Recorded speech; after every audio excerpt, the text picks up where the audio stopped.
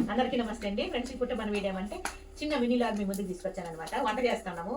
ఇంతవరకు tiffin section complete అయింది. ఇప్పుడు వంట సెక్షన్ పెట్టామన్నమాట. నేనైతే బెండకాయ పులుసు చేస్తున్నానండి. పులుసు అయితే బాగా మరిగింది. వేయించి పెట్టుకున్న బెండకాయలు అయితే అందులోకి వేసేసాను. ఇంకా పక్కన స్టవ్ మీద అయితే ఈ రకంగా మొటిక్కాయలు చట్నీ చేస్తున్నానండి. మన వాళ్ళైతే రాగి ముద్ద చేస్తున్నారు. ఇదిగోండి తులసమ్మను అమరావతమ్మ గారు ఈ రకంగా రాగి ముద్ద చేస్తున్నారు. మన శారదమ్మ గారు పెరుగు మిక్సీకి వేసి మజ్జిగ చేస్తున్నారనమాట. ఇక్కడ బెండకాయ పులుసు అయితే రెడీ అయిపోయిందండి. సూపర్ టేస్టీగా.